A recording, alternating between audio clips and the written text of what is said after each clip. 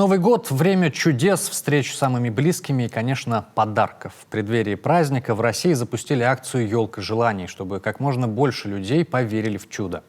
С декабря по февраль можно любому из нас стать чьим-то Дедом Морозом. Накануне на себя такую роль примерили региональные министры и их замы.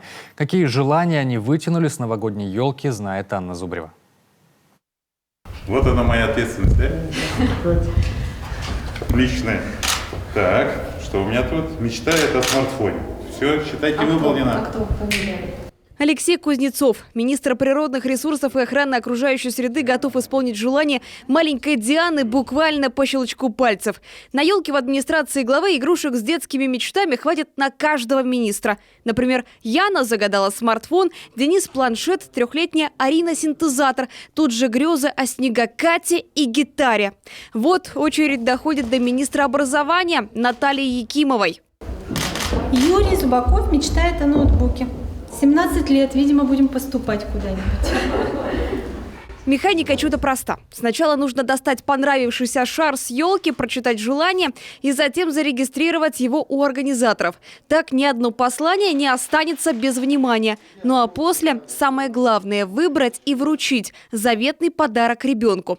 При выборе елочной игрушки у каждого министра своя тактика. Кто-то берет ту, что прямо смотрит в глаза, кто-то тянется чуть ли не до самой верхушки, как Эльмира Ахмеева, ИО председателя правительства региона.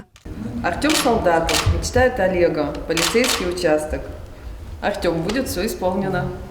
Всего одно доброе дело, казалось бы, немного в масштабах Вселенной и вместе с тем, как много это может значить для одного конкретного человека. К слову, ребята попросили подарки исключительно связанные с учебой или своими увлечениями. В этом убедилась и Анастасия Голубых, первый заместитель министра цифрового развития, связи и массовых коммуникаций республики. Здорово. Александр Григорьев мечтает о телескопе. Республика Коми, 16 лет. Чтобы исполнить чью-то мечту, не обязательно даже срывать открытку с елки.